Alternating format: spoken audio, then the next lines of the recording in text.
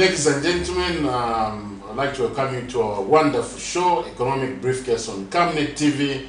Today we bring to you yet another interesting program. Our topic today is industrialization and economic development in Zambia.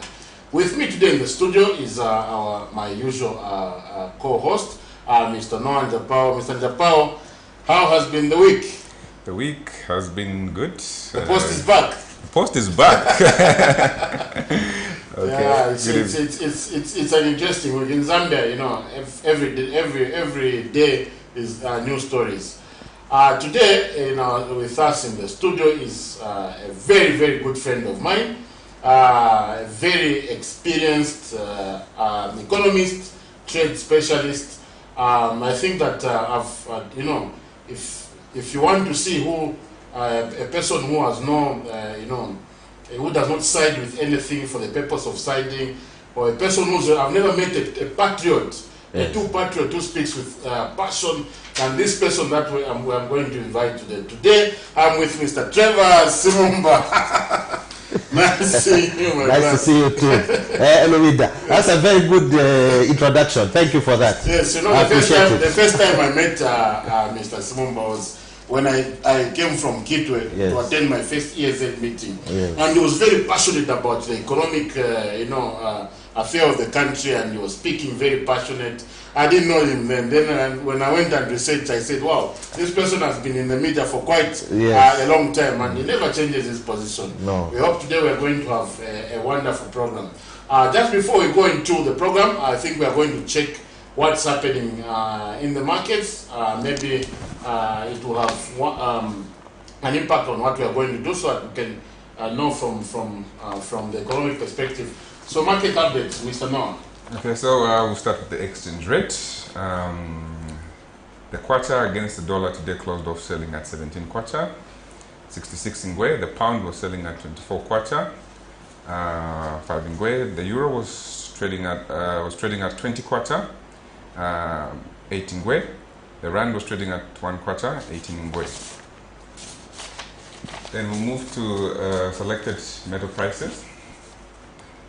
Copper was trading at, that's per ton, $10,045.50. That's an upward movement of 0.25%.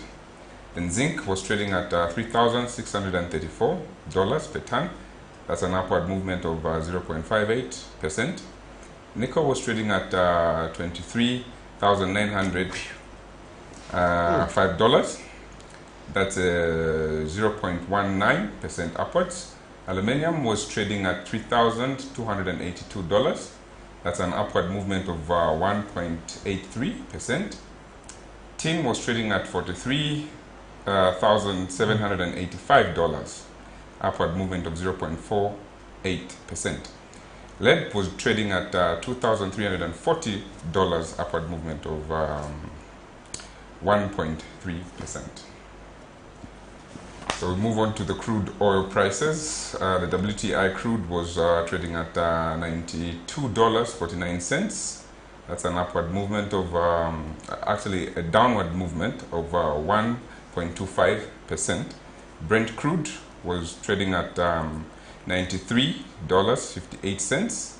That's a downward movement of 1.30%.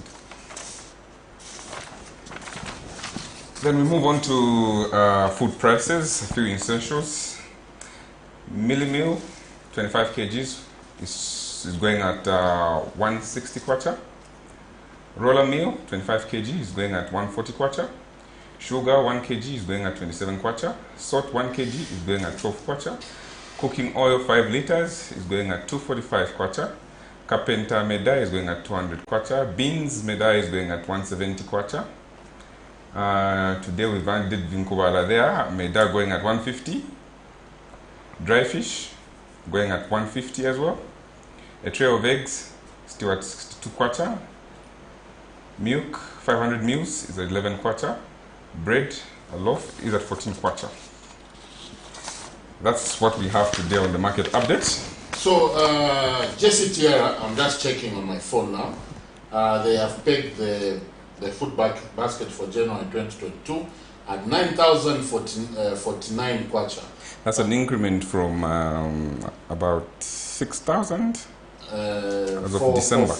For a month, this is for a family of 5. For a month, I think for December it was 8,358. So an increment of 690 kwacha. How much are people getting paid? You know. Yeah. But it's true. I can feel it. You know. I go for work. I get paid for the first time in a long time. When I get paid on the 1st, for example, by the 5th, I'm looking for more money. It's true. It's true. I mean, it's really tough out there. The economy is the cost of living, cost of doing business is just keeps on rising, unfortunately. And on the exchange rate, we saw it depreciate last week, and this end of this, as of yesterday, we've seen it decelerate to about 17. Again, which is not a good thing. You see, the one thing that we have to understand about economics, the issue of the foreign exchange rate is not necessarily about the rate. You know, for example, Japan has maintained a depreciated currency against the US dollar for over 20, 30 years. Okay? Yes. Why? Because they rely on exports into the US market. And so in order to make sure that Japanese products are competitive, especially against China, which is a big competitor, they have to maintain the yen, Japanese yen against the dollar at a depreciated rate. In fact, it's about 92 yen to a dollar. And usually the yen moves between 90 and 95. For like 10, 15 years, it has never moved beyond those ranges. Similar with Chinese yuan, what we call it, renminbi, the renminbi. And if you recall, during the time of the government of Donald Trump himself, Donald Trump every time was saying the Chinese are maintaining a depreciated currency deliberately. But it's not deliberate, it's economic because they need their products to enter the US market competitively. The US market is the biggest market in the world. So they've got the buying power, and that's why the dollar continues to be the currency of choice across the world, because of the fact that the US market is such a huge market. A lot of economists in this country know you. Yes. A lot of viewers know you. Some don't. Yes. This is a program where basically it's an open mic for you. Okay. Who is TREVOR SIMUMBA? The number of times I've answered that question, but just in brief. And before I get to that, I had made a promise that if Chanda, you know, because I call him Chanda all the time, I've never forgotten Chanda. Yes. Yeah. If he's watching, please, I'm giving a shout out to him in the diaspora in the UK. But yeah, so. Who am I? I'm 100% Zambian. My late father, O.J. Simumba, was from Lendela village in Nakonde. My mother from Chief Mwamba in Mbala, in Chiengi, in Kuchianga. Chiengi is Lwapula, but Kuchianga, yes. So my mother is Mambo, my father Namwanga. I went to school, from primary school all the way to secondary school in Zambia. I was at Jacaranda Primary School for 7 years, and then I went to Munali Boys for another 5 years. I was in boarding school. But, you know, I made a decision around when I was in Form 3. I told my father, I said, look, me, for my university degree, I don't want to do it in Zambia. I just, in my mind already, had set my mind on an international career, you know. So my father said to me, well, I'm not going to pay for it unless you work hard yourself and find a way to go. So I said, okay. So when I completed Form 5, I told him, okay, can you lend me some money and help me get some orders from Nakambala Sugar Estate, you know, to supply beans, carpenter, dried fish, you know, the cane harvesters. Yes. Okay, at Nakambala, they prefer our beans, our carpenter. Even today, if you go to Nakambala, they're eating the yellow and white beans, they're eating carpenter from Pulungu, you know, and they're eating dried fish from our side. That's what they prefer, the cane cutters. Yes. You know, and you know, Nakambala employs over 5,000 of them yes. during harvest time. Yes. It's a huge business. So my father lent me $3,000, got me my first order, and I traveled from Lusaka to Nakonde I bought what I needed to buy, came back, delivered. I got paid by Nakambala, equivalent, it came to about $5,000, wow. right? So took that 5,000, 2,000 of that dollars, opened a bank account with Barclays Bank, Long Acres, and yes. and I'm still I still bank with Barclays, which is now ABSA. I opened at Long Acres, okay, a bank account.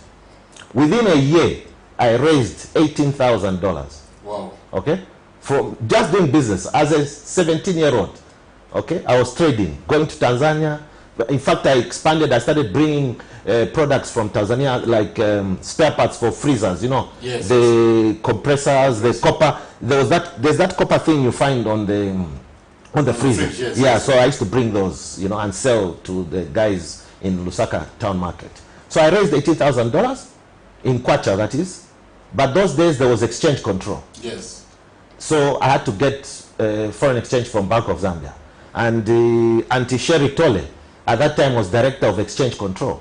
She's the one who issued me a draft check of $18,000, you know, from Bank of Zambia. And I went straight to the UK. I went to do business studies first, a diploma, where at West London College, I was with my friend, our good friend Noah Nkoma. Yes. Yeah, he was here. Yeah. So Noah and me, we were together at Bunali, yes. And then we ended up again together at West London College. Although for Noah finished school before me, a year before me. So he was already working for Finance Bank. So he was sponsored for that business at the ABE, what we call Association of Business Executives. Yes. So me and Noah were one of the first Zambians to obtain that qualification. So we were together at West London College. So I did a diploma, and then for Noah, he went on because he's a marketing guy. Yes. He went on and did advanced diploma, and went. But for me, I stopped at diploma, and then I did economics, and I specialized in international economics and international relations. So I did my economics at Sheila University in London again. I graduated in December 1993, and immediately, for me, I had a plan, okay? And I think it's very important for young people to understand. Yes. You must have a plan and have a vision. And it won't be easy, but if you stick to it, you will make it. So I said, I wanted to work for the government, the Zambian government, you know? I was a supporter of MMD as a young person. So I came, I like joined. Every one of us. Yes, all of us, exactly, those days. I came back home 1994. In fact, I came Christmas 93. By January, I was taken by the civil service. I was supposed to go to Ministry of Foreign Affairs, but that's the time there was a change, there was a reshuffle. So Minister Mwanga was moved from Foreign Affairs, and Wamshota was the one who came. So Remy didn't have the vision that Honorable Mwanga had, because Honorable Mwanga's vision was to employ us young people and develop us to become senior diplomats in future. So my friends like Chibanda, Humphrey, the current PS, Isabel, Matiola, we were all in that initial group. But unfortunately for me, I was not picked at that first time. So Paul Kaunda, the late Paul Kaunda, who was PS, Foreign Affairs, he's the one who advised me very well. He said, look, young man, because of your international economics and international relations, the only other ministry where you can be useful is trade. Yes. So here's a letter. Go and see the PS. That time the PS was Fred Siame, the former Auditor General. Yes. Yeah, Auditor General, and he was part of PF later on. But you remember it. Yeah. Yes. Very experienced civil servant. So I went, and then when I got there, Siame says to me, you're actually my relative. I said, oh, really? I didn't know. So he says, no, in fact, we need somebody like you. So immediately, Ministry of Trade took me and put me in the Department of Foreign Trade. And that's when I started my career in government. And I worked in government for about 3-4 years. And then I got frustrated because I wanted to see change. Reform. It was not coming. So I went into the private sector, and I've been now a consultant since 1996. So I've been consulting for over 20 years. Wow. And now, by God's grace, I've worked in over 30 countries in Africa. I've worked for the World Bank. I've worked for the European Union. Right now, I'm contracted to the European Union, but attached to the African Union. I've worked for COMESA, I've worked for SADC, ECOWAS, you know. So, you know, I've had a, look, God has blessed me. I've had a very good career, and I'm happy. There's no better person. We had a very wonderful show with Brother Noam. Yeah, he's a brilliant guy. Yes. I think these are people that I looked up to and actually made a decision to study economics because of, of people like you. Yes, I mean, that's nice. Yes, I always follow and, you know, move into in that route. So, looking at Zambia today, industrialization, Kaunda had a very good story. Yeah. Where are we now? Yeah. And where do you think we should be? Yeah.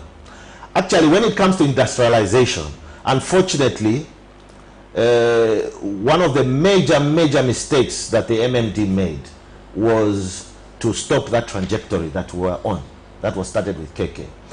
Yes, a lot of the industries that were established under state enterprises, under ZIMCO, INDECO, a lot of them were loss-making, all right? And a lot of them were created as import substitution.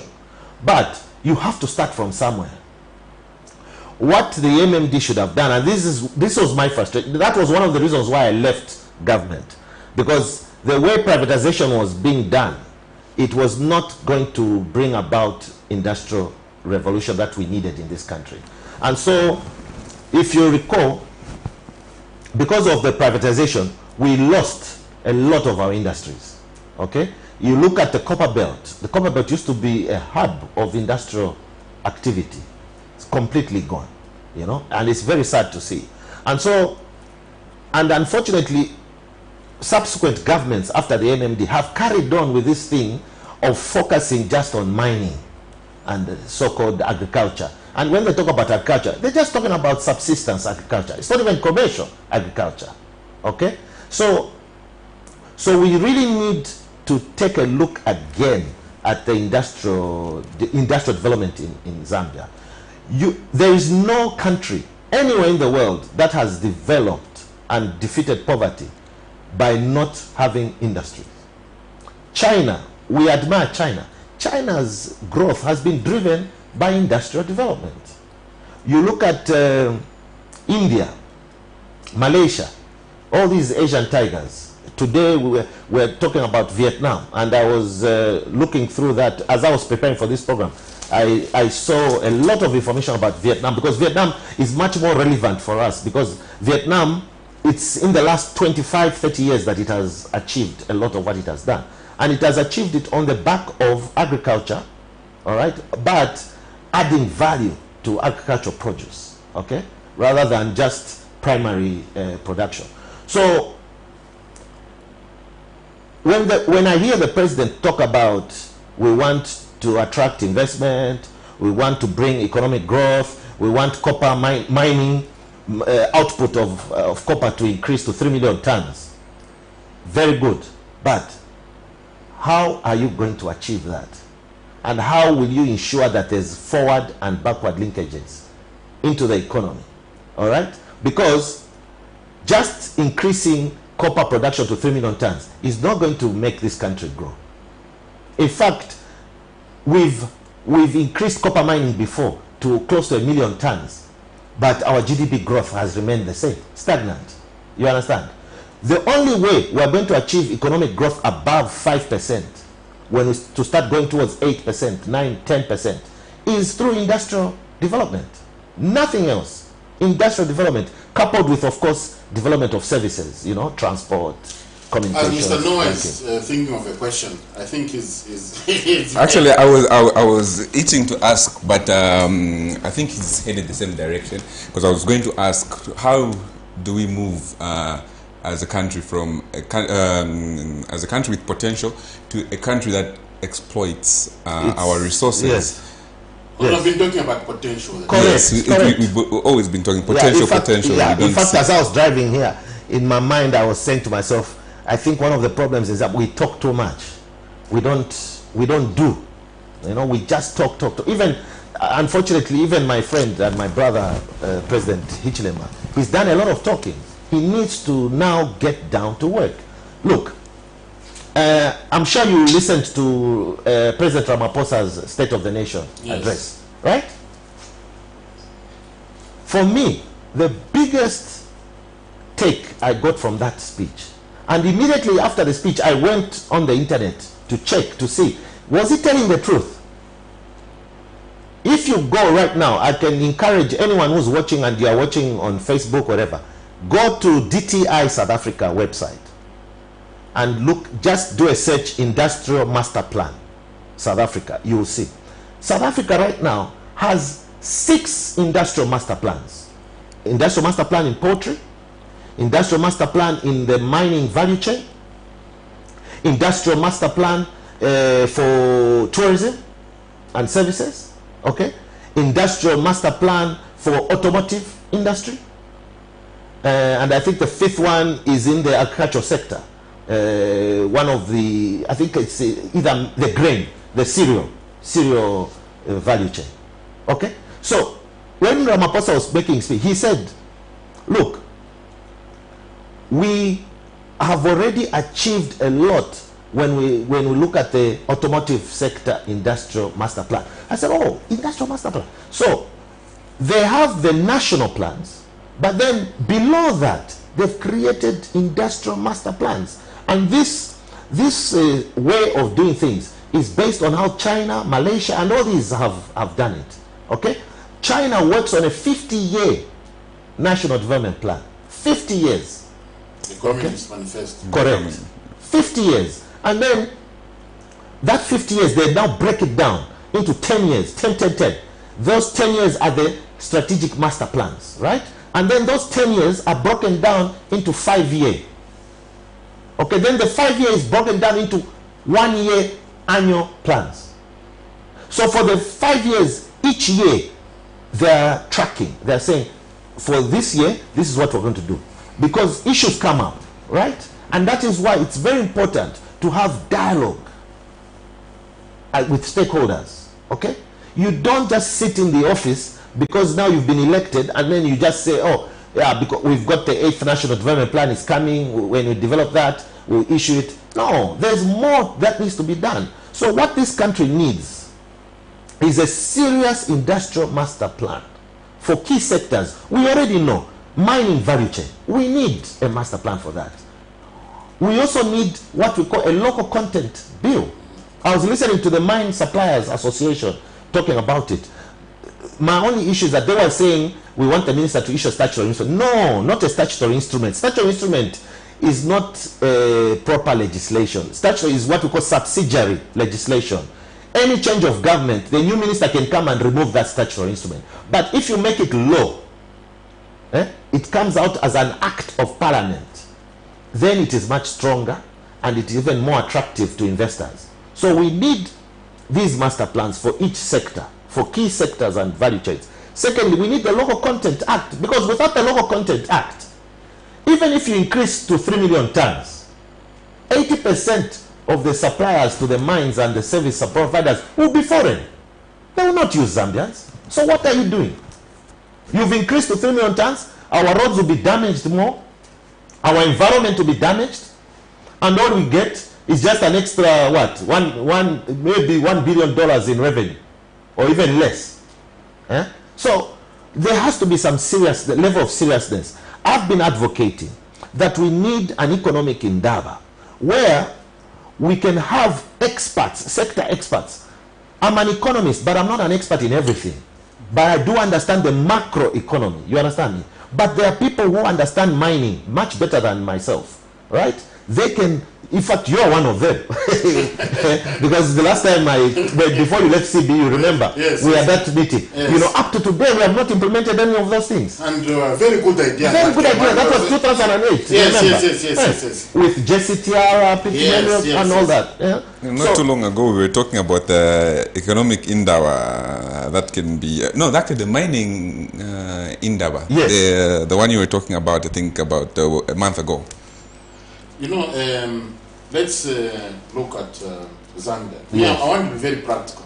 Yes. Yeah, exactly. What I've observed is that for you to advise government, you need to be aligned to it.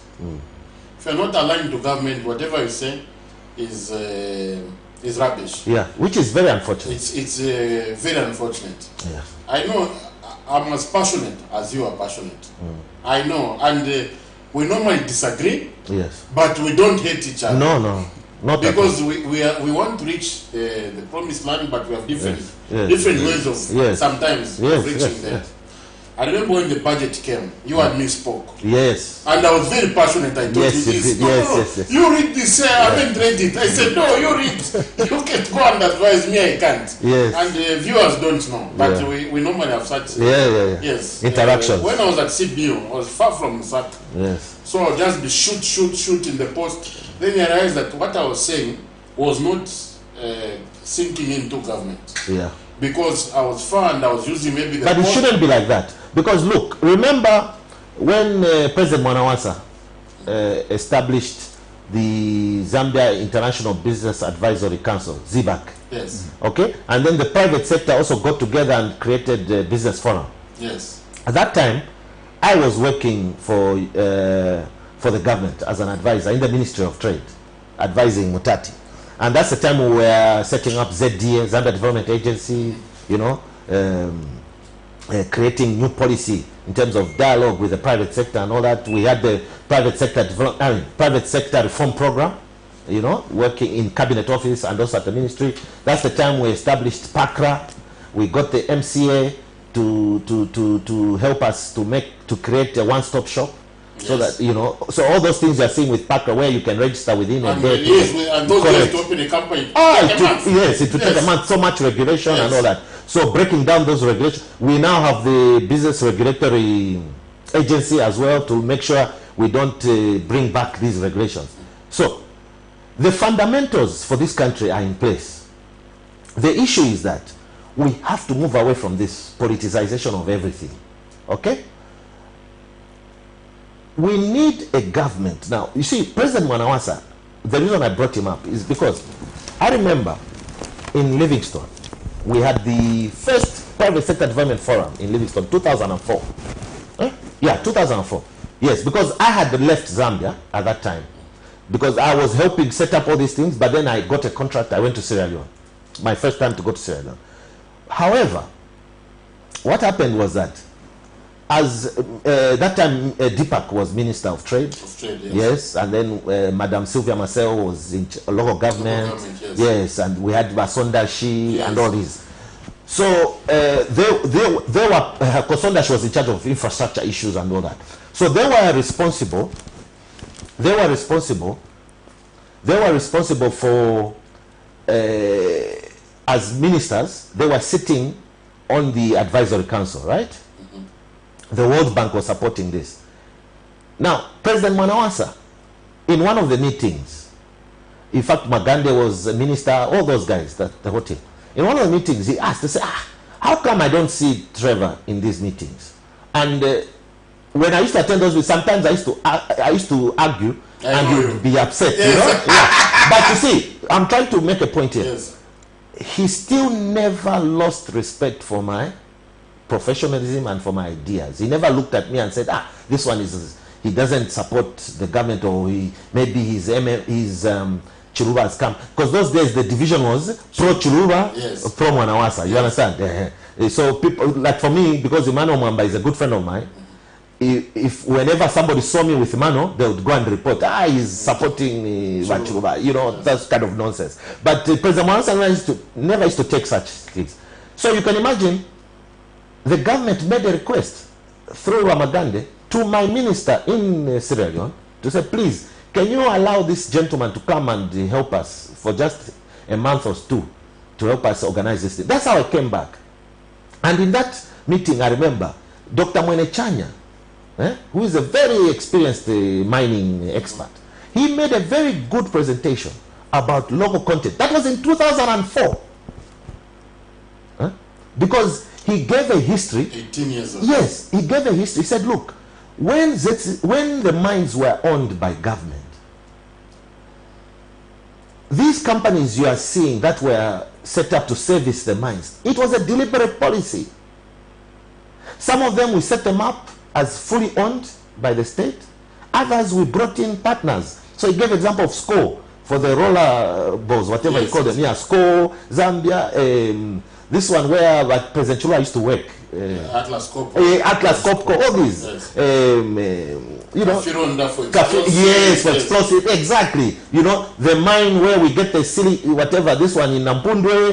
Yes, all these things. So he was saying it can be done. The only difference that under the MMD, it will be done by the private sector, but we as government should facilitate. And he gave clear. And I tell you, the president was very happy. He even invited China to sit over lunch with him. Okay, he was on this side, I was on this side. Because both me and him, our ideas came together. So, you know, but where are we today? Nothing. And I don't understand why it is so difficult for a government that cares for the Zambians and wants to see Zambians in power. What is so difficult about enacting a Local Content Act? South Africa has had the Black Empowerment Charter for years. The GDI you spoke about is actually towards Botswana, Angola, Nigeria, even Sierra Leone. When I left Sierra Leone, I left them with a Local Content Act. And now, even the World Bank says that Sierra Leone is one of the best performers in terms of the local content. Because now you've got people supplying the diamond mines, you know, the rutile and all these things. You know, even, for example, Nigeria, it has an allocation of oil and gas to locals, about 30% allocation. No matter what, we can do the same in Zambia. If we want to create real billionaires, we should allocate a certain amount of output of copper must be sold to Zambians, okay, at lower than LME, so that some of those, what happens in Nigeria is this: some of the traders, some of the Nigerians who are allocated the oil and gas, some of them sell it on the international market at a bit of a premium. Others are using it to produce, you know, like Dangote, he'll be using it to refine because he's setting up an oil refinery. Okay, so by doing that, this company we all talk about, Oando PLC, which is owned by a Nigerian woman, is now one of the biggest oil services companies in Nigeria because of the local content and also the allocation. So when government changes in Nigeria, are they going to come and say to Dangote? No. Dangote are they going to say Dangote gets a lot of support from the Nigerian government, whichever government is in place. In fact, Dangote's business took off during Obasanjo's time. And Obasanjo is the one who came up with the policy of consolidating the Nigerian banks. Today, Nigeria has got some of the strongest banks in the world. Of course, not just in Africa, in the world. That's how Tony Elumelu, all these guys have been created because of that policy. Looking at the way we live in Zambia, are we going to ever produce millionaires? Not maybe $2 million, like $100 million. We have $1 billion. Are we going to do that? Not in the current policy environment. That's the thing. We have, look, if you ask anybody at ZDA, at Ministry of Trade, what is the master plan for industrial development? We have a policy, yes, trade, industrial policy, but there's nothing concrete. What is missing in that policy, industrialization policy? What is missing? What is missing? Good question. Number one, when you want to industrialize, remember you need infrastructure. Yes. Right? Especially energy, transport, okay? Even agriculture. Yeah, you need infrastructure. Yes. Okay. Now, the problem is that when you look at the strategies that we have for industrialization, right? Then you look at the policies we are following when it comes to electricity, to energy, transport.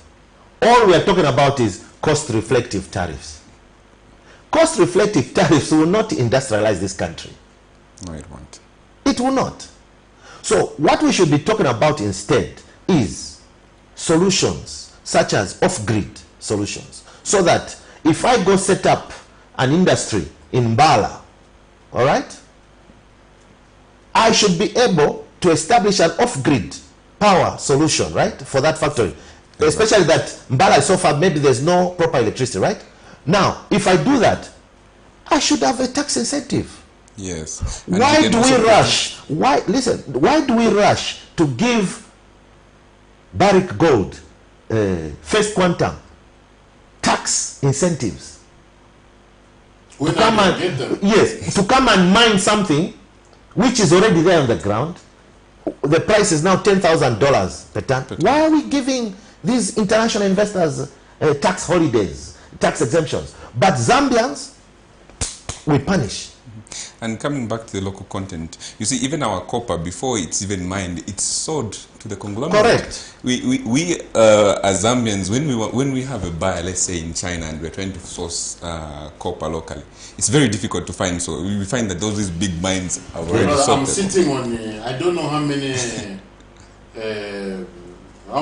millions and millions of dollars of people wanting to buy Zambian copper. Yes. I was very naive. Correct. Yes. I've been there also. I was very naive. I said, I want copper. No. They want to have you can't get copper in Zambia. You can't. It's crazy. You can get copper in Congo. Though. Yes. Yes. You see? Because in Congo, the government also allocates. Congo, just next door, allocates copper to Congolese and allows a certain percentage of their copper to be sold on the open market by their people. So, August, this is now February. We're almost going into March. I've been quiet. Yes, very quiet. You know, sometimes it's very better to watch. Yes. I just laugh Yes. sometimes. Yes. And appreciate sometimes. Yes. You have equally been quiet. Yes. A lot of economists have been quiet. Yes. Are we on the right track? Because I've been trying to see, we have about 10 million economically active citizens. Yes. With only about 1.1 million people in formal employment. Yes. The rest of the 80% or 90% are in the agriculture sector. Yes. But they are doing subsistence farming. Yes. Do we have a plan now that is going to revolutionize jobs? I'm hearing from government, one, CDF. They say CDF is going to create jobs. Yeah. You'll be making desks and what and selling. Then two, I'm hearing IMF package. Yeah. It's going to stabilize the market. On that one, I can even tell you, remove that. Let's talk about, CDF, next. After IMF, next. Because IMF programs are not about economic development.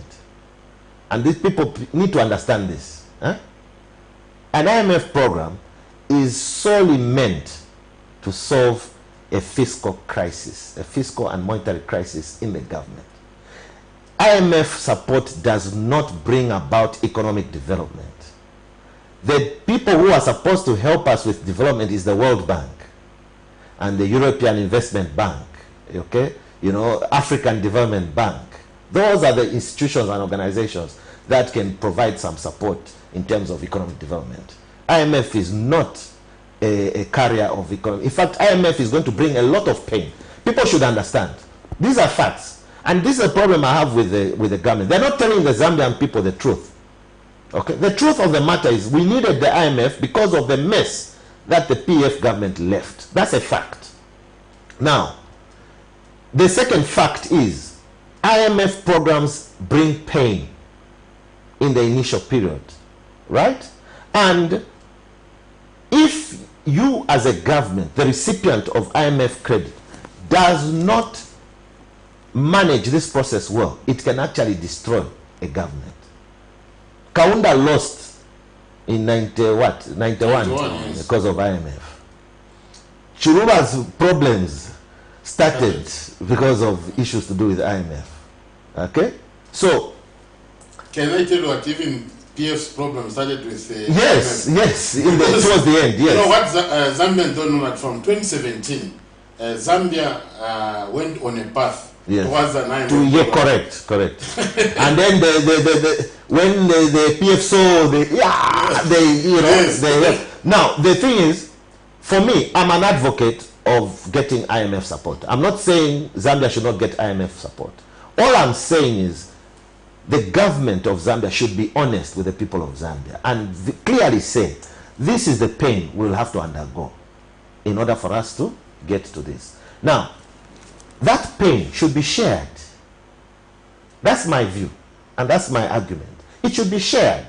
You cannot just say the poor. Look, the fact of the matter, me, you, and many other Zambians who are working, the pain won't be so much.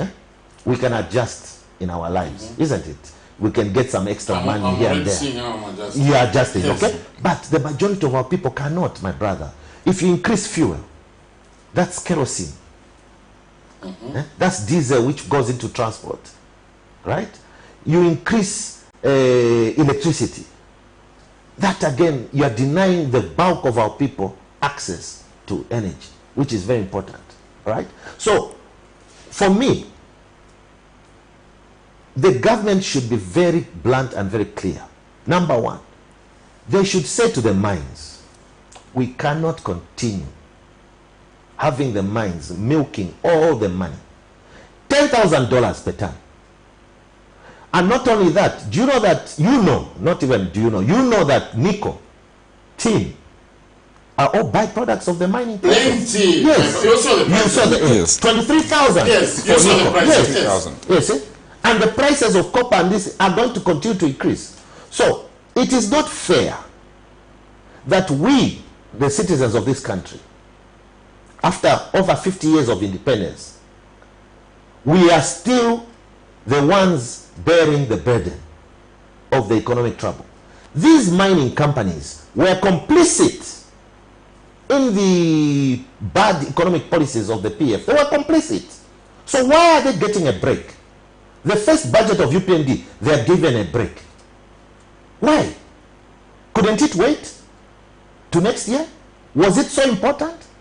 Especially now that they're making windfall profits? It's not right. So what I'm saying is, let's be fair. If we are saying that there's going to be pain with an IMF program, everyone should feel that pain. Not just us, the poor consumers and the poor citizens. Even in government, these guys are not feeling the pain. They get free fuel, they're still getting free fuel, they still get my allowances and all this. They're not feeling the pain. It's us who are feeling the pinch. And then they expect us to just sit and accept. No. Let's explain to the people of Zambia the truth about the IMF program. It's going to bring pain. It's important. Yes, we need it. But beyond that, what deal are you going to negotiate with the Chinese? The Chinese, they hold, what, approximately 5 or so billion of our debt. They are the #1 creditor. I've not seen any movement from the government in terms of on the Chinese. Yes. They keep just talking to the guys, the Eurobond holders and the European. But can I tell you something? Yes. Because of that, I look and I'm very worried. Yes. Because the Chinese won't move an inch. No. Why should they? Did they force us to borrow? No. We are the ones who said, give us the money. Okay? So, we should be, right now, if I was President Hichilema, I would be requesting to meet the Chinese president. Okay? And talk to him and explain to him the situation. And come to a negotiated deal. China has been a friend of Zambia for years. A long time. They will not abandon us now. Never. But we must show them respect. We cannot be treating China as if they are just by the way. You know, we are owing them a lot of money. And if China today decides to pull that money, we're in trouble. Okay? Because all I'm seeing is the ambassador meeting ministers, you know, Minister of Infrastructure. No. The president needs to have a formal meeting with the Chinese president, even if it's done by video. They don't necessarily have to physically meet. But that meeting has to take place because China is our #1 creditor. So we need to deal with that. Then the Eurobond holders, again, these were complicit. We should not treat them as if we owe them anything. In fact, they owe the Zambian people a lot because these people were complicit in the overpricing of these bonds. Huh? Okay? So issuing bonds when they knew that the PF was not a good steward of the resources, when but they kept giving them. I sat with an ambassador from the European Union. Yes. Who kept on telling us that you were very, you know, I was against the Eurobond. Yes, you were. You know that, yes. And I remember people telling me that you are Russian trained, you know nothing. Yeah. But I saw it from 2012. Yeah. Yes. You remember? Yes, I remember. Yes. I was not against the first one. I was supported it. Yes. After that, I was against them as well, just like you were. So I told him, but you were part of the same. He says no. I said, but your bank was the promoter. Yes. It got $60 million from the first Eurobond. Yes. The book runners. Yes. I don't want to mention. No, you don't mention. Yeah. I said, look, you are condemning us, but your bank yes. made $60 million from the 750 million. And it's an Italian bank that gave the government 450 million to buy this jet, this military jet, so, which now the president initially said he wanted, but now he's using it. So I think we need to sit down and say, as a country, where are we going to go? Yes. I'll be very honest with you. The idea of CDF is very good, but we have no capacity. Correct. At local government to be able to give bursaries. Yes.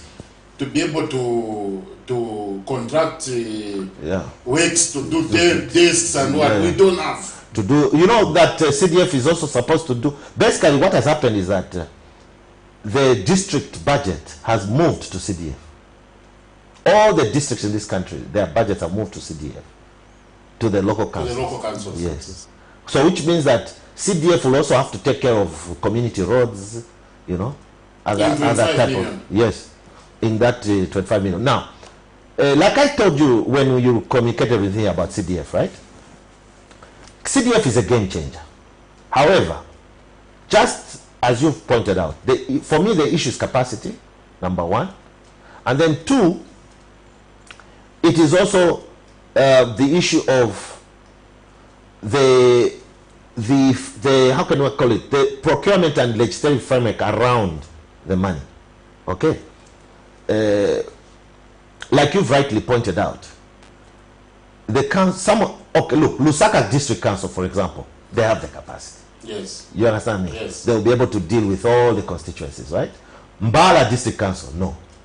Pulungu, Chasefu, this side, our friends here, what Shangom, all these, you know, it will be very difficult for Lukulu, all these kind of places. It will be very difficult, right? Now, for me, I would have thought if we are serious, we want CDF to transform rural development, right? We should have started with a pilot phase, okay? A mix of urban, the big urban constituencies and rural, so that we see and make sure we can deal with all the issues that will come up. You understand me? Especially for this first year. And you would have continued with the way CDF was for the rest of them, right? But just increase maybe by 20%, 30% the allocation, isn't it? Yeah? See, test it out. After a year, you will know exactly how it's working and how best to structure now and say, okay, well, now we want to allocate an increase to all the constituencies, and this is the guidelines, because these guidelines that have been produced, I can tell you, they're not practical. This is just someone who sat in his office in local government there and came up with these guidelines, cut and paste from probably other countries where they've seen it. But it's not practical when you look at the way we interact at the community level, you know, the level of expertise that you can find in a lot of these districts. Look, I hope I'm wrong. I hope you are wrong, I'm wrong, because this will help our people so much. But unfortunately, based on my experience and knowledge of how government systems work, we're going to have a disaster. And a lot of people will be arrested come next year. A lot of people will find themselves arrested for procurement issues, you know, corruption. I can tell you that. And the Camnet, you are going to be here even next year. You can invite me back and I'll be able to tell you, see, this is what I predicted. Okay, so just to pull you back into the industrialization. Yes. Yes, yes. So the COVID-19 situation has shown us a global slowdown in supply chain. Correct. Yeah, and we are talking about, or economists have told us our market is a bit too small if we had to grow to that capacity. So we need to start exporting more. Correct. We need to start exporting more. Correct. And at the same time, there's an issue of being self-sustainable. Yes. Each country is talking about we need to be self-sustainable. Yes. Now, how does Zambia in that situation come in and position itself especially with the new agreement, the African Free Trade Agreement. Yes. How do we position ourselves to benefit from this? Yes. From this new agreement? Yes. No, that's a very important question. And let me just read something. I was talking about Vietnam. Yes. So there's an article by Brookings Institute, which is a very credible institute in the US. The title of the article says, Vietnam's Manufacturing Miracle, Lessons for Developing Countries. All right? Now, let me just read something to you. You're talking about small market, because Vietnam, same like us, small market, you know, blah, blah, blah. Okay? So here. So, Vietnam open for business. First, trade policy has arguably been the most important industrial policy for Vietnam. You hear that? Yes. Trade policy. Okay? With Singapore, it shares the top spot in East Asia of being a member for bilateral and multilateral free trade agreements. So, the continental free trade area you're talking about is a multilateral free trade agreement. Yes. Right? Which Zambia is a signatory. Right? It goes on to say, Vietnam is a signatory to 16 bilateral and multilateral free trade agreements. Vietnam is a member of the World Trade Organization. ASEAN is the Asian Economic Community, and has concluded bilateral agreements with the US, Japan, South Korea, the EU, and the Eurasian Customs Union. These trade agreements dramatically reduced tariffs, anchored difficult domestic reforms, and opened much of the economy to foreign investment. It is estimated that more than 10,000 foreign companies, including major global players such as Samsung, Intel, and LG, operate in Vietnam today, mostly in export-oriented, labor-intensive manufacturing. Okay, so what this country needs to do is to continue on this path of free trade agreements, right? Because our market is small, and yet we're surrounded by 8 countries. In 2006, in fact, first I did in 2003 with my friend Brian Michelo, when he was at Export Board of Zambia.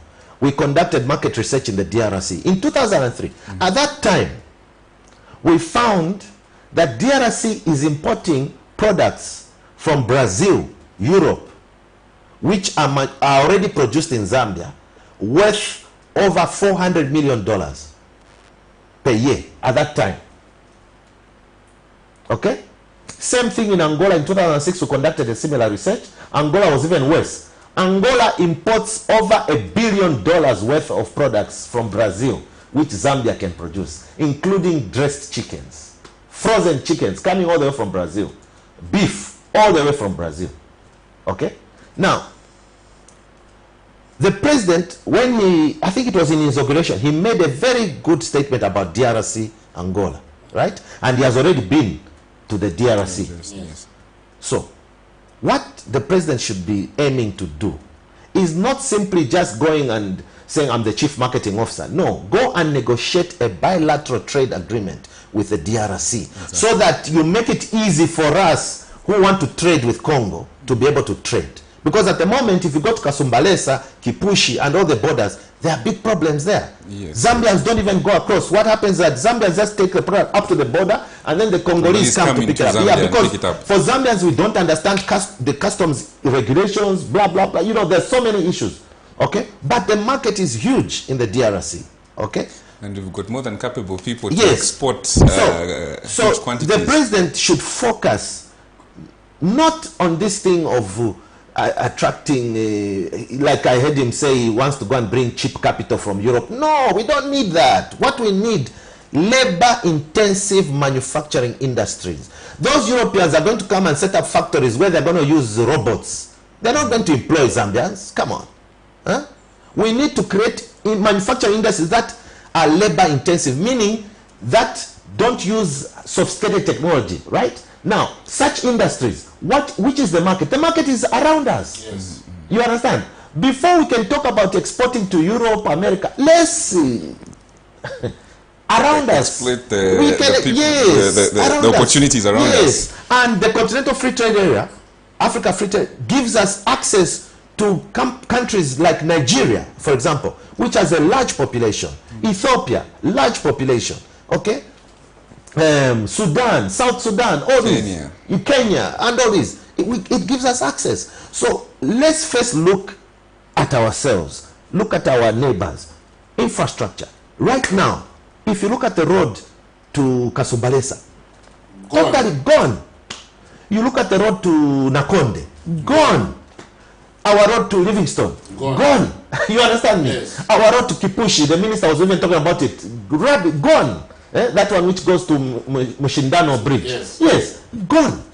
I was actually thinking, these roads we keep talking about where and yet the Minister of Infrastructure goes and announces that he wants to spend $3.5 billion on a PPP in Western Province.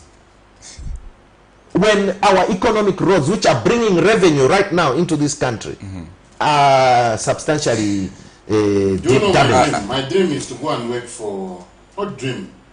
You just say one day I'm advising a certain government. Yes. Of a neighbor. Correct. I just want to show you. Yes. That you have people in this country that are able to move things. Which is what I've been doing, and it's so never call me back. It's very frustrating because you know what I'm talking about. These are things. Look, I was in Gambia, as you know, until 2018. Yes. I was advisor to the Ministry of Trade, and the President Barrow, he won re-election. President Barrow. When he got to know about me and I helped him over a particular issue, he then said, why isn't this young man helping us also at State House, So then the government then decided to create a National Business Advisory Council, chaired by the President or the Vice President, if one of them, either one could chair, but comprising only 5 ministers from key economic ministries, and then the rest private sector, 9 from the private sector. And I was given the task to be the secretariat for that National Business Council, and I had a local Gambian be with me so that they could be trained and take over, of course, because I'm not going to be there forever. Yes. But some of the key issues we dealt with was business reforms, regulations. We discovered that a local Gambian, all right, when registering their business, right, they were paying something like in dollars, it was like $20. To you and me, it may sound nothing, but for a small business, that's a lot of money. Yes. And so when we carried out a survey to ask the businessmen, why aren't you registering? Because it was made easy. They said, why should we pay $20 just to register? And then once we register, it means we will start paying taxes. You see? So, no, that's why we prefer to just do business like this. But then if you continue doing business informally, you can't get access to facilities from the government, okay? Because you are informal, you are not registered. So, in a meeting of the national, I'm just trying to give an example of how when you have open debate and you've got a president who's willing to listen, we gave this report. The president simply asked the Minister of Justice, Minister, what do we need to do to remove that fee? So the minister says, sir, it just takes a statutory instrument to be issued by the Minister of Finance, and that thing is gone. So the president tells the Minister of Justice, can you liaise with the Minister of Finance? Within 1 week, I want that statutory instrument to be issued and to be signed, and I want to be present at signing.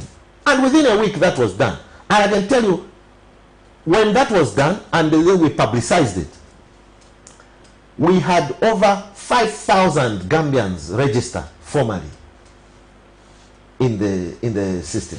In Zambia, my brother, what I'm telling you is the truth. Fees, licenses, I don't want to mention types of businesses. Have first they increased is it a penalty fee? What the unit fees? Yes. So some licenses are based on that. Yes. So if you want to promote job creation and business, how can you increase the cost of doing business? Correct. I know a business, people are paying 3,000, now they are paying 10,000. how many people are going to legalize? Today, if I want to start a business, I'll spend about 2,000 to open a company. Yes. And immediately, NAPSA will ask for money. They don't wait again. Workmen's compensation, ZRA, NIMA. Yes. And you know, all these expenses. Skills levy. Yes. You know, these are the people that you pay. NIMA. Yes. Skills levy. NAPSA. Workmen's compensation. Fire license. Yes. Trading license. Yes. The license, too many fees. How many people do you need? In the tourism industry, it's even worse.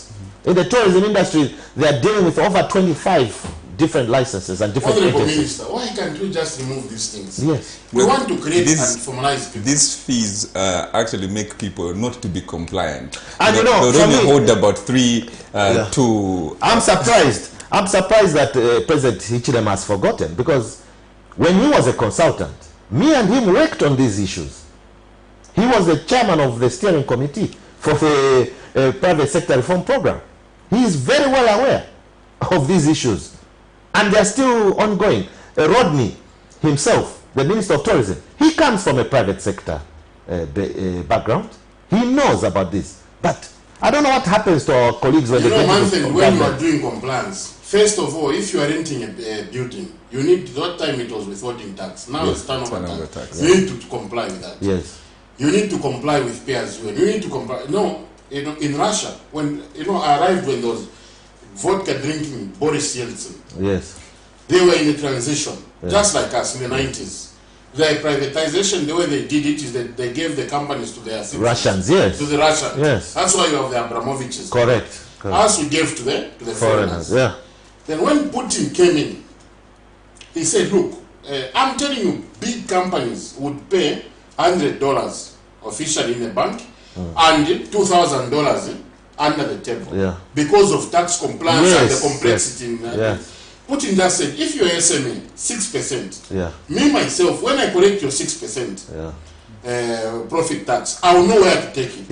I'll take it to the pension fund, some of it, I'll take it there. It's not your job. Flat tax. Flat tax. Exactly. You just pay. And that's what I've been advocating for a long time. Flat tax. That's how you need to go. That's the way forward. All this nonsense of you got to look at what they've done with property tax. Yes. They've changed it, and now they've said turnover tax, whatever. Which is okay, at least it's just one time, and we know the landlord is supposed to settle that. But we need to do the same to the other. We need to rationalize.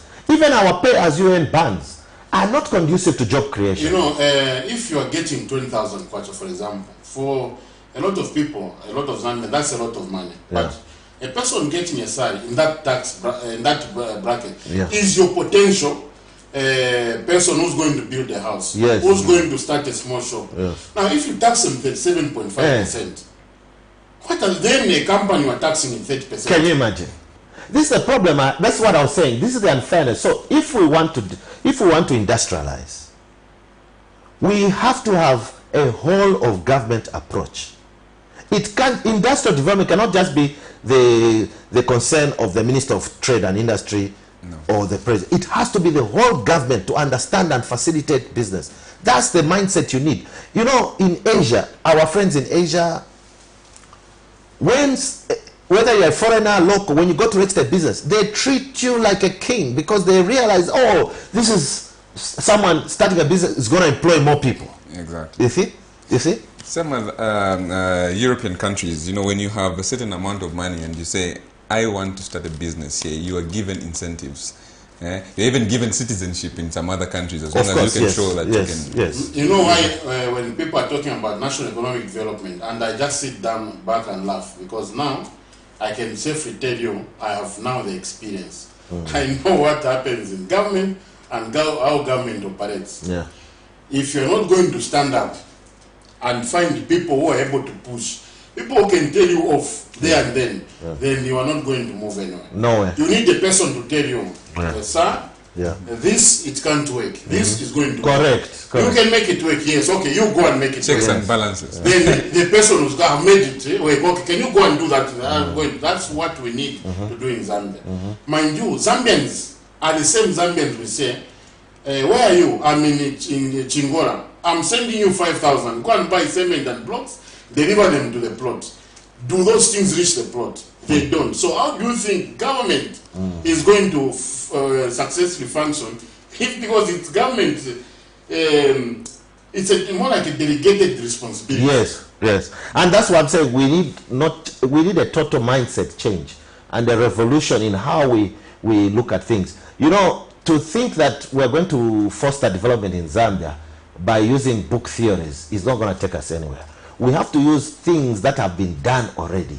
Okay, we don't need to reinvent the wheel. Okay, we've got a lot of examples. I've just told you about South Africa with the master plans. It's very simple. The president is a good friend of the president of South Africa. He can actually say to the president, say, could you send me one guy who understands these things, these industrial master plans that you've created, come and help us to create the same. You know, right now, I don't know if you know, there are foreigners sitting in State House as key economic advisors. Here? Yes. They've even had emails. Now, you think a British or an American will come and advise Zambia better than a Zambian on how to get this country to move forward? The interests of all these so-called foreign friends of ours is not Zambia. Their interest is to maintain the hold on this country, the stranglehold. All these mining companies, these multinationals, they don't care about us. Right now, First Quantum, most of the profit they're making in Zambia, do you know where they're taking it? Peru and Panama. They've got huge projects in Panama and Peru. And what are we doing that? Same as what Glencore has been doing all along. You Yeah, know, Switzerland is a major... Glencore, ask yourself the question. You are a mining expert, my brother. Why would Glencore leave Mopani at a time when copper is $10,000? Before we open the lines, you can call in. There's calling. There's calling, okay. yes. Sorry, I didn't. Okay. But I know you don't care about No. Yes. One must not before we open the lines. Yeah. Actually, I also have one last thing. Last one. Look, you know me now. I know. If we met 10 years ago, the way we met, maybe I knew a lot of things, but a lot of book things. Yes. Now I know. Yes, the practical, the real. And you remember that's what I told you that time at CBA. I said, Doc, it's good that you invited some of us to be here because you need to hear from the other. Now I know. That's why when I hear something on TV or anywhere, I just laugh and move forward. Yeah. Look, we have business in Zambia. Much of the business is business of supplying to government. Yes, unfortunately. Government has not been paying from 3 months before the election. Yes. Maybe June. Yes. May. Yes. May, June. Yeah. From May, government has not been paying up to today. Yeah. We have contractors that are owed over 50 million. Yes. Kwacha. Yes. These, I'm telling you, these are suppliers. Correct. Genuine suppliers. Yes. This is a Zambian. Yes. Even me, for example, if I don't supply to government, but if I supplied, you can't even call me anywhere. Yeah. This is my country. Yes. I was born here. Where do you want me to go and supply? Yeah. This is my country. If I get the contact, I'm going to supply. Yeah. Why are you not paying me? If you don't pay me, I got some of the inputs on credit. Yes. No, I know. A lot of Zambians have been destroyed. And remember, I mentioned to you a solution that I had. And I've advocated for that solution. I even wrote to the president directly about it. I've also written to the Secretary of the Treasury about it.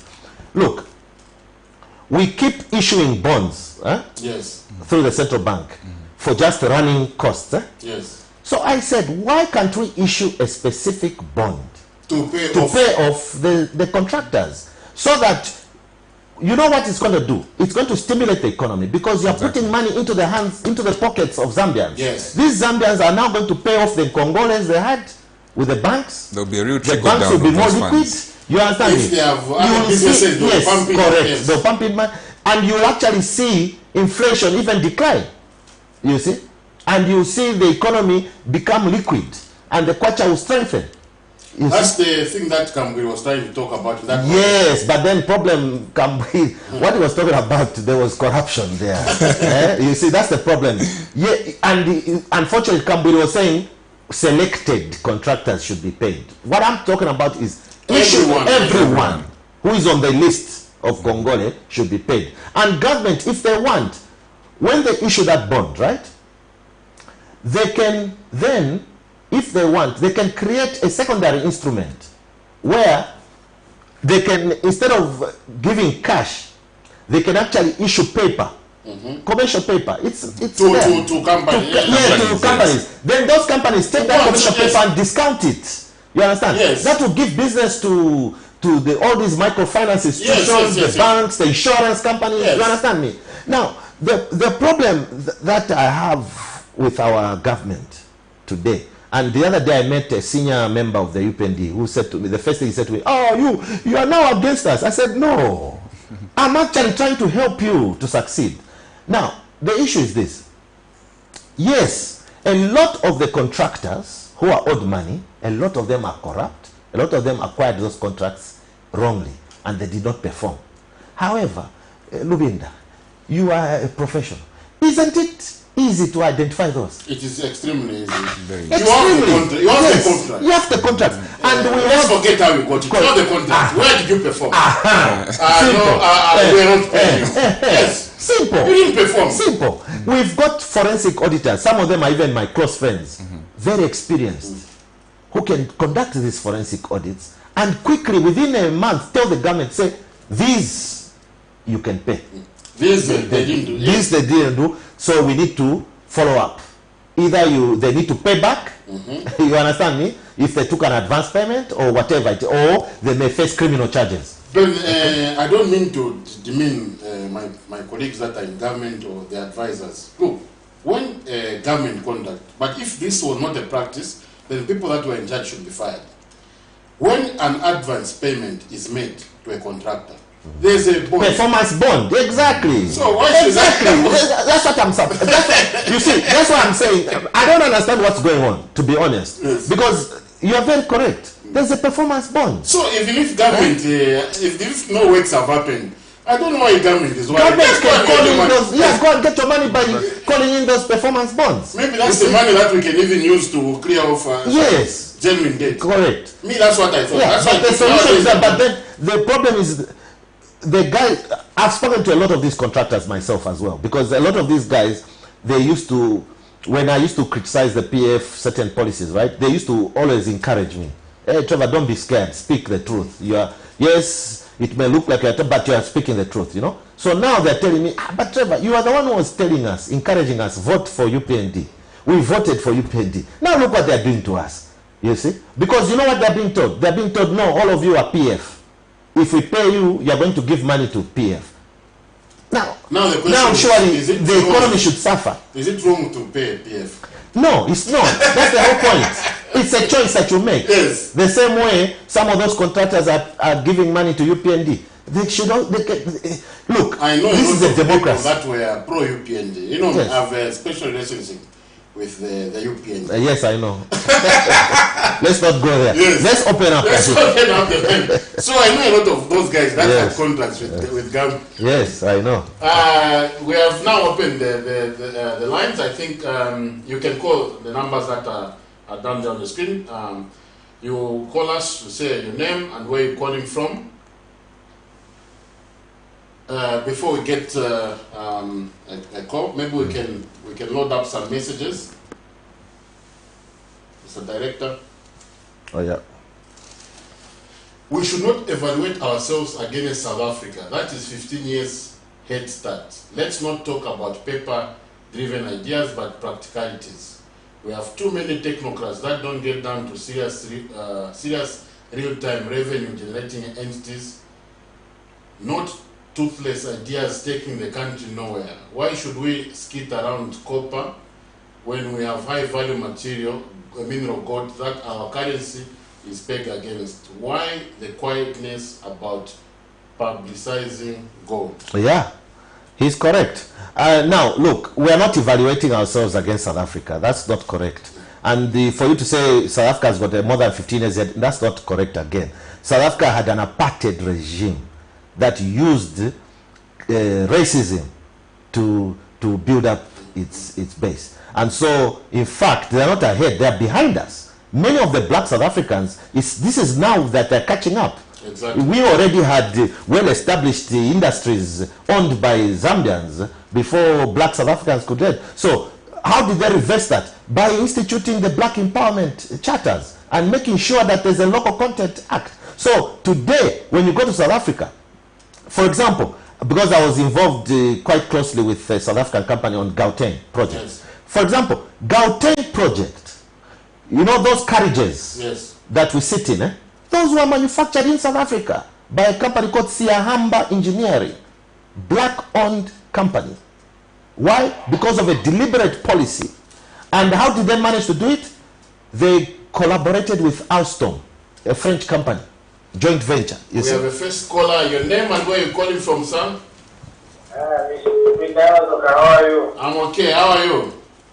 I'm alright. I'm Nakari from within Lusaka. Yes, sir. Yeah. So, very well spoken. The contributions are well noted. But I have one problem with us as the people in this country, especially academicians like you, Mr. Rubinga. No problem, business. Mr. Trevor, I don't know if you've married before. Can I call you armchair critic? Because there's no practical experience of all these things that you talk about. So I think the best you do is you show us what you're capable of doing before you start criticizing. Because I'm afraid each government that comes in, you will be criticizing. You got your credit criticizing every government that comes in and goes. So what do you stand for anyway? Thank you. Thank you for your calling and your wonderful contribution.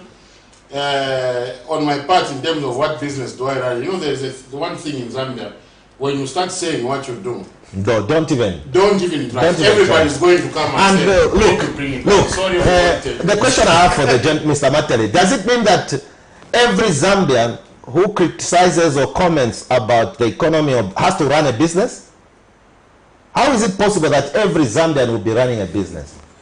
I don't understand, so I don't know what point he's making. And to be honest, none of us here need to justify to you what business we run.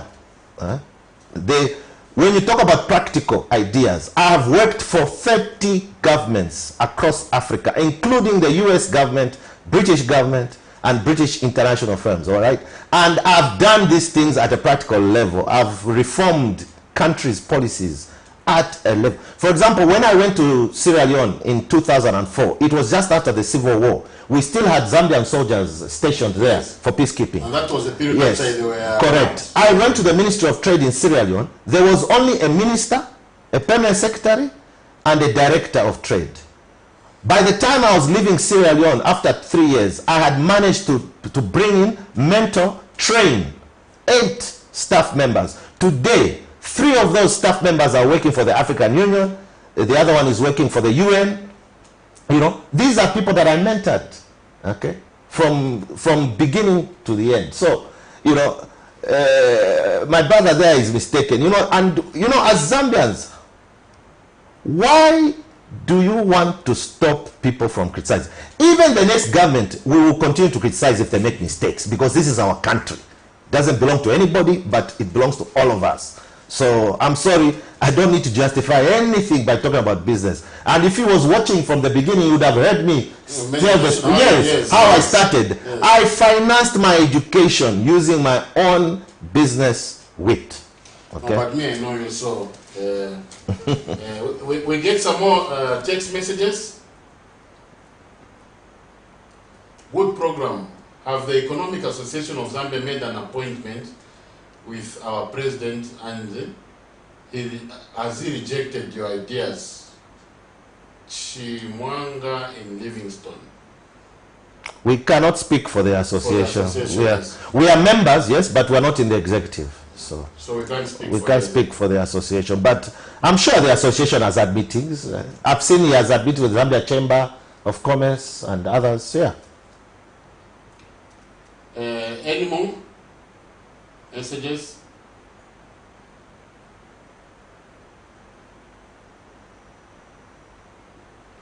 We'll get back to the messages as they load, Mr. Japo. Yes, you see, as African countries, all the products that we bring in and consume are actually what we primarily produce. Correct. They are made from products that we primarily produce. So, yes. So how do we move now from being a primary producer and get into the secondary, to be a secondary producer? Yeah, but this is the case. Look, for example, it is very difficult at the moment to add any value to copper, for instance. You know, the only copper processor we have is Zamefa, making cables, right? But even they struggle to get the copper input, and then they get it at a high price, you see?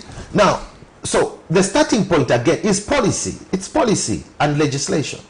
We need to have deliberate policy and laws that say, Lumwana, you cannot export all the copper. A certain percentage must remain in Zambia for value addition. You know, the president has been talking about the batteries. Yes, you know, made from for electrical vehicles, right? Yes. Because it's made from copper, cobalt, manganese, and nickel. Yes. They're all going there. It's a very good idea, but that it cannot happen in the current legislation. Because of policy. Yes, and law. Lumwana is not obliged to sell that copper in Zambia. Like you said, most of our copper is already sold 1 year, 2 years ahead. Yes. Yes. Using future contracts. Yes. So, where is the copper and the cobalt going to come from? And the nickel and all these things. Exactly. Okay. And the other thing is, most of these mines, the gentleman mentioned gold, Yes. Most of these mines are not declaring the gold. It's going out through the back door. Yes. It's a fact. Anybody who's been involved in mine knows that. You know it, I know it. Even when you go to Chingola, Kitwe, even Muba, they will tell you, feel God, feel higher. You know what is, I'm becoming worried. You know, Zambia is a very specific country. You need to understand the mentality of citizens, and you need to understand what they want. I'm worried because the type of empowerment that was under PF, for example, was not sustainable. Was not sustainable. No. And that is exactly the same path this government is taking. And that's the same empowerment that MMD was also given. Correct. And it has done nothing. It has done nothing. It's not sustainable. I sat down with the CEO of Camco. Sorry that I've put him in this discussion. And he told me, look, we were touring Camco. The agricultural equipment. Agricultural equipment. He said, have you seen very good company. The type of equipment that we have here? That's how we started. Women, subsistence farmers, they have groundnuts. So what they can't just sell it raw.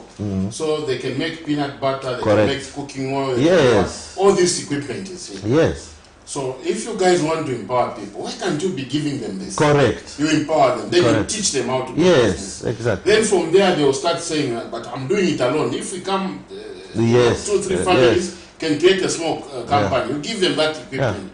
Until you but do you know where China copied that plan? From Japan. That's exactly how Japan developed.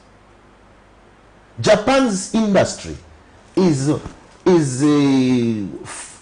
founded on SMEs. People having backyards where they're making components for Toyota, for Nissan. It's not like Japan it doesn't have like many big factories. It's got small factories all over the country. Okay? People making, either they are just making catalytic converters, or they're just making the metal which goes around something, you know? Yes. The inside, the leather seats, you know? So you have maybe 100 suppliers like that. Suppliers to Toyota. Yes. And that's how the Japan has mastered this value chain approach to management. You know, that Kaizen. Yes. It's based on that fundamental basis. So, you know, and so when I hear people say, oh, don't copy this, don't look at... So, how are we going to learn? If you don't learn from others, how are you going to learn? China has actually strived in copying, then now being the pioneers of technology. Yes. In the beginning, we used to condemn China, saying, oh, they're imitating everything. Correct, they're imitating everything. But today, now, they're producers. They're pioneers in the We have a caller. Your name and where you're calling from? Hello? Hello? Hello? Yes, we can hear you. Your name and where you're calling from? Hello? Hello. Hello, good evening. Good evening. Yeah, my name is Zuri Kati. I'm calling from Kitwe. Yes, Mr. Good Kato. evening, Trevor and Mr. Allison. Good evening. Can you hear me? Yes. Yeah, my contribution is according to the topic which we are discussing there.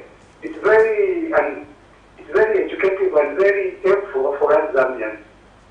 The problem which we have here in Zambia is all the government which comes repeat the same mistakes. Yes. We do not learn from the previous government. And moreover, our strategic position as Zambia, we have a very big advantage. Those of us who have been working, like me, I work in Congo. I work with the Congolese government. Here you go.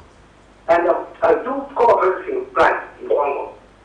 It's very disturbing when you find that here in Zambia, we have a black mountain, which has been given, right now, it has been given to another youth empowerment, which are calling empowerment. To me, that is not empowerment. Empowerment is you empower youth to employ others, to add value to the. Now what is happening? Each government comes to this black mountain to the youth. What they do, they only buy hierarchy. They don't see what ends up becoming nothing. The youth themselves, they don't even see what comes tomorrow. Where are we heading to? That we need to have an industrial economic policy, which should be understood by us Zambians. But otherwise, if we are going to the same route, this whatever we are doing is not going to go anywhere. Look what your manufacturing industry is doing. I hear you are talking about adding value to our agriculture products and everything which is coming on. What we are adding is the tomato is rotting. When you come to Malaysia, you find trucks with rotten tomatoes. You mean there's no set up a processing plant for tomatoes? There's no set up processing plants for watermelon, for avocados. But why are we always running in circles? What's wrong with that, Zambian? You cannot go to England and expect people from England or Europe to come and invest here to develop our country. It's us Zambians who will take up every reform on its own. And the government should be able to support the SMEs so that this thing can be undertaken by us Zambians. But if you're going to always be depending on the World Bank, on what, those guys will come with their own interests. Those interests are not beneficial to us. In fact, we're talking about, right now, all these are on the street. If you want to stop him, continue. I know him. But what we are He's a getting member friend of mine. from cooperatives, we are living in a black market. Why? Where are we heading to? Let's focus on developing our own Zambia. Don't go to Europe. Just look at our problems which we have now and go to Europe. Because we have, like, for example, we have the Rwanda. In Rwanda, in the President Kagame, what we are doing is let's be more practical than theoretical. Thank you. Our offenders. Okay. Okay, we have lost him. Yeah. But I'm sure you have heard the contribution. Yeah, no, he's got a valid point, and that's somebody who's in business. I know him. We were together at school. He's doing business in Congo. You know, and one of the reasons why he went to Congo was the frustration in Zambia. You see, but in Congo he's thriving, and he's actually doing manufacturing business and also supplying technical services to Congo. And he used to work for Zambia Railways. He's a very good engineer, and he used to work for Zambia Railways at one time. But again, frustrations of being a professional in this country, where you know, I don't understand this, where this attitude has come. Look, you remember my brother at during PF time, eh? Yes. How I used to be attacked, okay, for just raising. Even when you advise it, say no, let's not do it this way. You know, but I can be very honest with you. You know, they used to listen to what you were saying. Yes, I know. That's what I can tell you. Yes, they used to. I mean, you used to reassure me quite often when we would meet. You tell me, "Nah, Trevor, don't worry," you know. But it's true. Yes. Now, what I'm finding so shocking and tragic for me in this new government, this new dawn,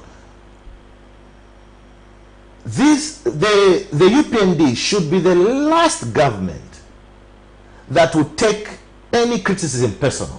Should be the last government to do that, honestly, because we suffered together. Mr. Hichilema, Bradford Machila, who is at State House, Lawrence Mwananyanda, who's also at State House, my brother Felix Kulukusa, who lost his job very badly and ceremoniously, okay? Dr. Msokotwani, when he was MP, he used to always consult with me to ask me, what do you think? We get this statistic, what about, you know? I presented to the whole National Management Committee at Cresta there.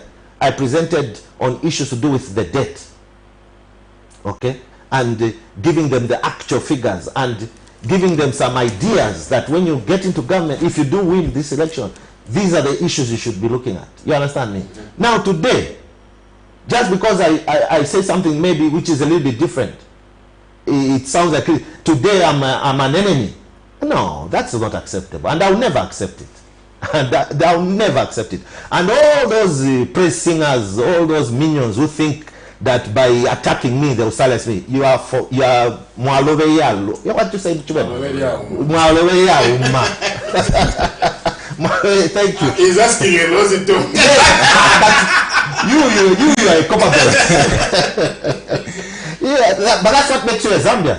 You know, and he spoke about wastage. Huh? Yes. There's a lot of wastage even in. Is it City Market? Where is this? Where yes, is this, any market. Yeah. You go to any market in Zambia, there's a lot of wastage. Yeah. You know, he talked about adding value to our cultural produce. Exactly. You know, I was just 2 weeks ago. I was in Bala. I went to visit, and the first thing my niece, my niece, sorry.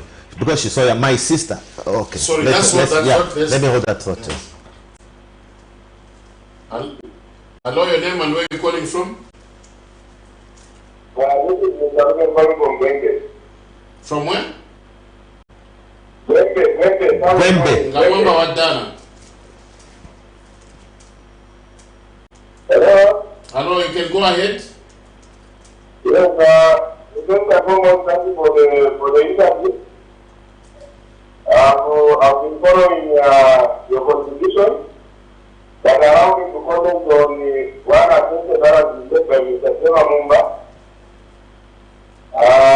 The attention that is not capacity in the district, my brother, I think it has to be said. All the ministries, the people we have in Uganda there, they don't have the qualification. We have been updating ourselves with this. I like that. But the system up there has been so broke because it was looking at them and who comes from where to accommodate our ideas. Okay. I went for Minister of Education Gwembe, and as I can tell you now, all our 76 schools have got managed their bank account and bank account January. The only issue there in Gwembe is that there is no business who can supply to all the schools. There's no container who can sell students to use on the platform. There's no hardware shop to sell paper to maintain our school. What we need is for the Minister of Trade and Government to tell every young people to come and open up a shop here. So for me, the intention of government at that level is there. But what you can make it happen is that the whole entire UK administration, very few have got experience for public safety, and how public safety party gets power because they trade and development around the city. So they are agree with you. For example, differential procurement is not emphasized. In public safety, differential procurement is not emphasized. Maybe because we the procurement officers who are doing procurement have been getting picked up for this single sourcing type of finance. So that's the nice thing, honestly. So capacity is there. That's everything we have. I mean, the minimum concern for us is the degree, bachelor's degree. So, thank you. Thank you very much. Thank you. His name was what? Mr. Let's call him the educationist from Gwembe. Yeah, and you see, now, I hope that the other Zambians are listening to that kind of intervention. You see, He is a gentleman. He has made his point very clear. He has not attacked any of us. Yes. Do you understand me? Yes. He has just said, I don't agree with that assertion. The capacity is there. And he has given us practical examples of the challenges. You understand?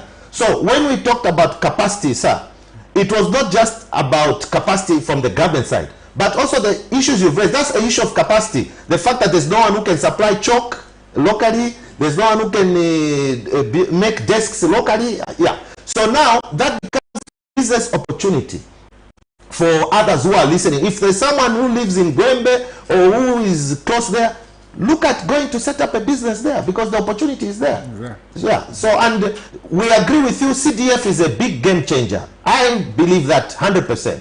And we were just raising some of the challenges that may come with it. But it's good that you are geared to utilize the CDF, and I wish you all the best. And I hope that one day I'll be able to come to Gwembe and be able to even meet you, because I like that attitude. That's the way we need to be debating issues. Don't attack each other just because you don't agree. No, just make your point. Just say, no, for me, I think it's like this because of this and this. Simple. The member said, I am a machine shakuko. So if you don't want to be attacked, to be advised, people will just be looking. Yes. Yes, we can. Yes. I enjoy looking. Yes. Just look and Yes. laugh and Yes. look. Yes. And at the end, they said that I didn't ever. You know, CDF comes. Each constituency wants to make their own desks. Timber is only on the Copper Belt and in some Western provinces. Western provinces. And Kumias as well. Kasamamba. We have a phone call before. Okay. This should be the last one. Where you're calling from? Hello, good evening. My name is Soy, calling you from Solwezi. Solwezi, nice. Yes. I'm following the program, and I would just like to thank you, Dr. Arozoka and TREVOR, for the great insights. Thank you. Thank you. Yes.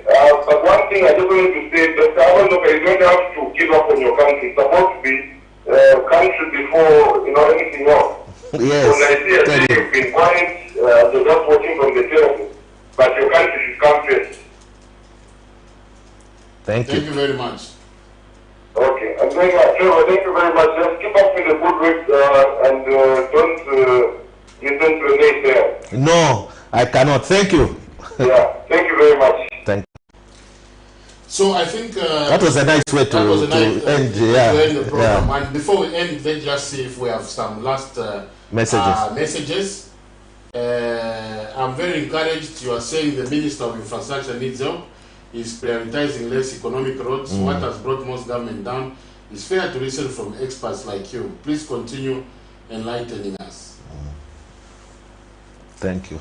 Good evening, nice topic, but the problem we have as Zambians, we like to politicize everything, especially people who mean well for this nation are always demonized when they speak out or want to give out advice. EM Mufrira. Camnet goes all over. Yes. You are being watched out outside the country. Yeah. Good evening, comrades. Good program, and its true value addition is what will help our country. The only problem, we want overnight profits. From PF to UPNJ, we keep giving Jerabos the Black Mountains to sell to the Chinese who have processing plants. Why can't CEEC or ZCCMIH help these youths?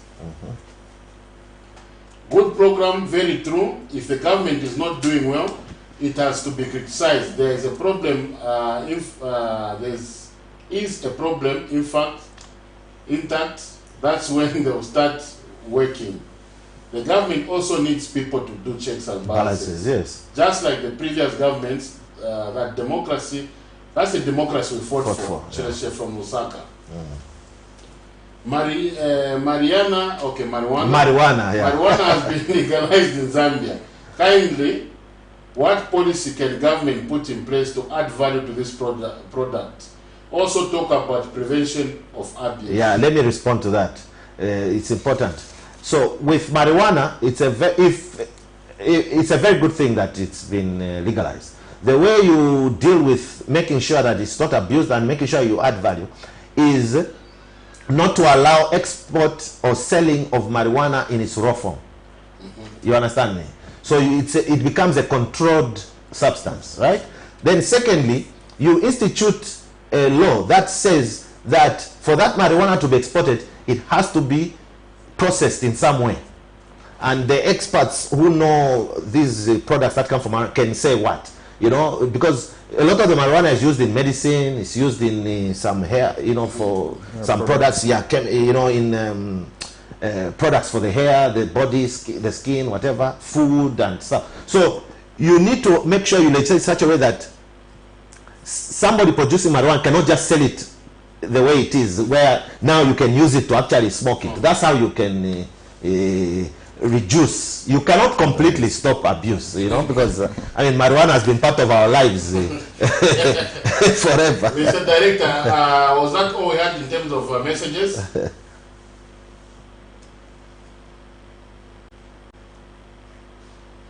I think that's so. all. Yeah. As we wind up, Mr. Noah, any additions, subtractions? Okay, my addition is that I think we need to move away from being a country that talks about potential and move to a point where we start exploiting these potentials that we call. We have potential in this. We've got the potential to be an agricultural hub. Let's see these materialize. Okay, let's open up new industries. Let's participate in the secondary producing market, where we're not just producing raw materials, but we are also producing finished products and export. Mr. Simumba. Yes, I go back. Yes, thank you very much. I enjoyed it. I go back to the point, starting from what you said. What we need is labor-intensive, export-oriented industrialization policy. So we need to create industrial master plans based on value chains. At the continental level, we're already doing it. The African Union has a continental strategy for the development of regional and continental value chains. Right now at the EU summit, I'm sure President Hichilema has listened to that presentation from the AU. We are talking about it. How we can even link African and regional value chains with European value chains. I'll give an example of some of the work which has already been done successfully in the automotive industry. And Zambia, unfortunately, we've missed out because the country that was chosen to deal with the electric batteries is Guinea Conakry. Wow.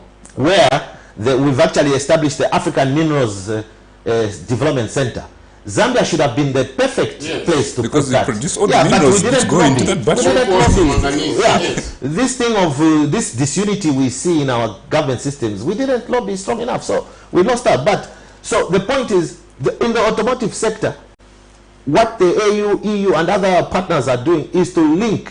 So now you have South Africa, Morocco, Kenya, Zimbabwe, and Guinea Conakry for the batteries. And so now we are creating a supply chain that will effectively utilize the comparative advantage. So South Africa already, it has a comparative advantage in making leather seats. That, you know, because they do that for BMW, Mercedes-Benz, right? Yeah, so they'll be the center for that. Morocco, because Morocco is quite advanced, they've got the best automotive sector in the continent. They'll be dealing with the more advanced stuff, catalytic converters, you know, the engine parts and blah blah blah, you know. Then Kenya also will have some role. Then Guinea, as I said, the batteries and all that. So it can be done. Zambia also has a role. No. To laugh on Facebook. And fight. And fight. and buy wives in Lucas. Ladies and gentlemen, you have been watching Economic Briefcase on Camnet TV. Today our guest was my very good friend, mentor, Mr. TREVOR SIMUMBA. My co-host, Mr. Noah Njapa. See you next week. We have lined up for you yet more interesting stories. You can follow us on Facebook, on our Camnet channel. Please share with everybody. You can watch this tomorrow, after tomorrow. Yeah. The recording is going to be on Facebook. Thank you for joining us. The callers, those that send messages, we cherish you. Yes. Those that want to sponsor this program, you can come, please sponsor this program. so that we can facilitate even guests from outside. Lusaka. Yeah. You are watching Economic Briefcase. Continue watching Camnet TV, because Camnet TV is not just another channel.